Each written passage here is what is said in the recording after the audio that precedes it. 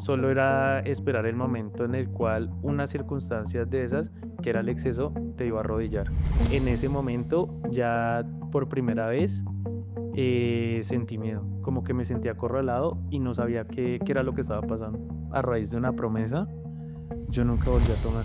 Hay conversaciones que empiezan con un café y sin darnos cuenta terminan tocándonos el corazón. Onces con motivos es eso, sentarnos, compartir algo rico y hablar de la vida, de lo bueno, de lo difícil. Así que sírvete algo calientico, ponte cómodo y acompáñanos. Esto es Onces con motivos, vidas reales, un propósito. Manuel, teniendo en cuenta que usted es hijo de un militar, que los militares están por diferentes partes del país, me imagino que viviste en diferentes ciudades, en esos lugares donde no podía tomarse las onces con una bebida caliente, ¿qué bebida era la que utilizabas para tomar tus onces? Bueno, nosotros estábamos compartiendo en Coveñas, ya que mi papá pues es oficial de la Armada. Entonces, pues al ser un clima caliente, creo que una bebida caliente no es apta para la zona. Entonces, uno que era lo que busca, un refresco, un jugo, agua de coco, las diferentes jugos como gaseosas, jugo hit, la cola román, que a veces también uno al estar cerca de la costa aprovechaba para comer como o acompañarlo con un ceviche. Y cuéntanos, ¿quién es Manuel? Cuéntanos algo de ti. Bueno, en este caso, pues Manuel es un abogado titulado en la Universidad Militar Nueva Granada, especialista en Derecho Administrativo y funcionario público de la misma. ¿Hasta qué años vivió en diferentes partes del país o su papá estuvo activo? ¿Hasta qué años que tenías? Pues es algo curioso, pero ya algo como más personal. Creo que pues yo soy hijo de un divorcio, entonces creo que era un poco complejo el poder manejar los espacios con papá y con mamá, porque pues quería estar con mi papá, pero pues siempre viví con mi mamá. Siempre quería a veces por la parte deportiva, que siempre me gustó mucho el deporte, solo me quedaba como con mi papá unos minutos o algo cuando tenía como ese permiso con papá. Y la parte militar, mi papá creo que estuvo como hasta el 2001, que fue cuando ya se retiró de la Armada. ¿Cuántos años tenías tú en ese momento? En ese momento yo creo que yo tendría por ahí unos 6 años o unos 6 o 7 años, yo creo. ¿Y nos puedes contar qué motivos tienes tú para todos los días levantarte, para seguir logrando tus cosas? De joven, al crecer solo, creo que me comí un poco la vida y comencé con cosas de adultos. Es decir, empecé a salir a las fiestas, empecé a salir a tomar. Creciste Ah, muy rápido. es correcto. Fumar cigarrillo como a los 15 o 13. Como era, yo crecí en un colegio masculino, pues todos éramos como a querer salir de fiesta. Entonces, pues buscamos la manera como de salir a tomar. La parte de ser masculino, pues uno empezaba como a conocer como ese mundo, como con las mujeres y a tratar de interactuar. Entonces, como que era algo muy curioso y pues esa parte deportiva que siempre pues me caracterizó se empezó a venir a reemplazar como con ese mundo de la fiesta. Usted siendo hijo de un militar, que normalmente los hijos de los militares tienen como una disciplina, ¿no? Y saber que usted a los 15 años había tomado como el camino que no era el correcto para esa edad, ¿cierto? ¿Qué consecuencias tuvo ese iniciar tan joven en el trago, conocer lo del vicio como el cigarrillo y comenzar a frecuentar ya como tener, me imagino que novia o novias? En ese momento, pues yo salía, digamos, mi papá, pues siempre fue como un gran amigo, un gran apoyo. Al ser pues militar, pues uno maneja también la disciplina, lo que son los horarios, los tiempos, como a tal hora. Sin embargo, pues ya ser mi cómplice, como con ese tema de las chicas era como más, más flexible, porque pues también es de la región del Caribe, entonces pues es costeño, me trataba de instruir como con ciertos pasos. ¿Y qué consecuencias sí que usted diga me marcó para siempre? Bueno, yo creo que la parte del licor, creo que uno como hombre a veces cuando se sienta siempre dice como no, el que más tome, el que más aguante. el que dice como, uy, es que usted se durmió a las 9 de la noche, usted no aguanta nada. Y uno se creía como lo máximo porque pues duraba muchísimo tiempo tomando. Cuando para mí en su momento era un orgullo, hoy en día era como, es lamentable sentirme orgulloso de eso.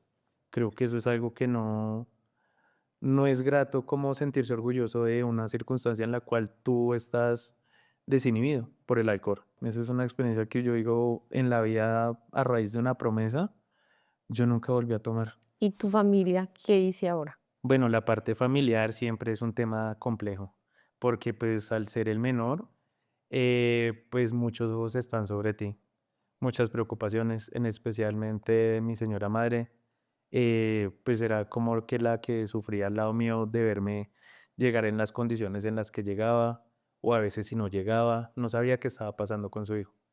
Entonces creo que es una parte dura porque pues tú en ese contexto no te mides ni te das cuenta de cuántas personas te estás llevando. ¿En qué momento dijiste, no, aquí ya debo cambiar? ¿Y qué pasó para que tomaras esa decisión a lo que es el Manuel que eres ahora? Ese Manuel como, no sé cómo decirlo, como fiestero, em, tuvo pues un largo tiempo de excesos en los cuales pues subieron las mujeres, el licor, algunas sustancias que entre conocidos uno empezaba como, ay, mire, pruebe, ay, no sé qué. Ese cambio radicó a la edad de 29 años, ya cuando todo se convierte como en una bomba de tiempo.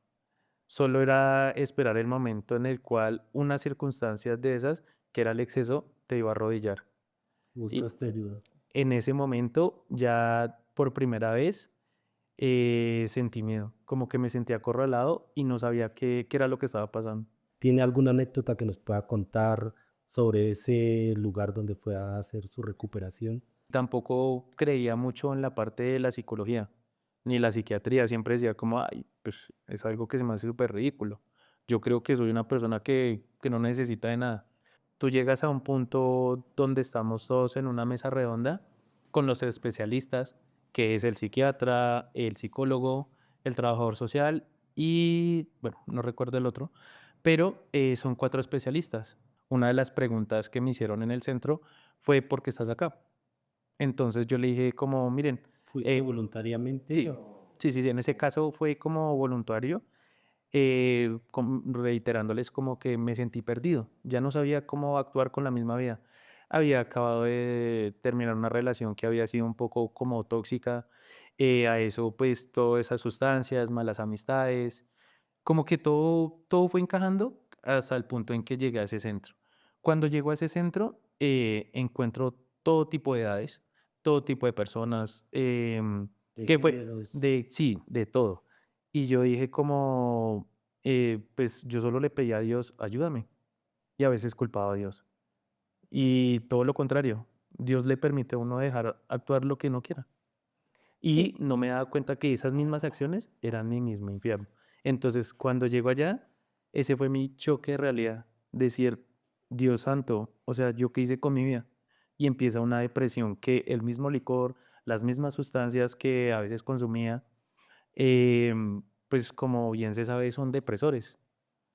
Y empieza una depresión total en mi vida de la cual era como, no sé, como un humo, del cual como que el mismo ser estaba como ahogado. Porque cuando te hacen ese test, te dicen, mira, hay una de las discapacidades que tiene la persona, que era lo que yo quería comentar, y son esas discapacidades que llevamos internas las cuales no vemos. Hay unas que son físicas, que son notorias, pero hay veces que llevamos algo que no sabemos por dentro qué es. y Y no me daba cuenta que esas mismas acciones eran mi mismo infierno. Y iba a la iglesia y lloraba muchísimo. Le decía, Diosito, ayúdame a salir de todo eso, que yo me encargo de tener mi palabra. Nunca más quiero volver a fumar, nunca más quiero volver a tomar. Y solo lloraba. Los domingos, en esa misa, empiezo como a rebobinar todas las escenas de las cuales yo me había sentido como abandonado de mí mismo. Y eso fue como el impacto que yo dije, pucha, o sea, voy a prometerme dejar esto a un lado, porque pues es algo que me estaba cogiendo ventaja. de la cual yo ni siquiera quería reconocer. ¿Has tenido momentos de como de debilidad, de volver a eso? Obviamente, llegan momentos de recaídas en donde la frustración es aún mayor. Creo que cuando tuve 2 recaídas más, en donde empecé a tomar, una de las cosas que yo siempre, o bueno, en mí me pasaba era que yo no me acordaba de lo que ya en el estado de licoramiento, lo que pasaba. Creo que ese es un punto en el cual yo digo como: "Dios, eso no puede pasar en un ser humano". Y perderse de esa manera, digamos, a veces le echaba la culpa a los amigos: "Hey, pero ¿por qué me dejaste botado? Hey, pero no sé, ¿cómo se te ocurre hacer?". No, pues es que el error fue mío de llegar a esa circunstancia. O sea, yo tengo que serme responsable de mis actos. Como ejemplo, quiero dejar de fumar. En su momento, cuando más me prometía voy a dejar de fumar, a los 3 días fumaba más. Y llegó el momento en el que yo dije: "No, ya, o sea, sencillamente, si yo quiero ser una mejor persona, tengo que dejar por completo esta situación". ¿Qué le dirías ahorita a ese Manuel de en ese momento, de todo lo que estaba viviendo, experimentando, todos los excesos? La verdad, yo creo que lo más gratificante sería decirle que gracias, porque si no hubiera existido ese Manuel, yo no hubiera podido cambiar. Entonces, creo que había que caer bajo, como quien dice, o haber llegado en tantas circunstancias para yo poder tomar como la decisión de querer cambiar.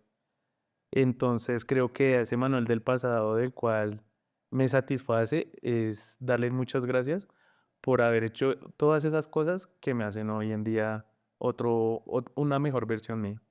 Y mi mensaje es poderles decir que sea lo que sea, no solamente esa historia, sino muchas más, es el querer.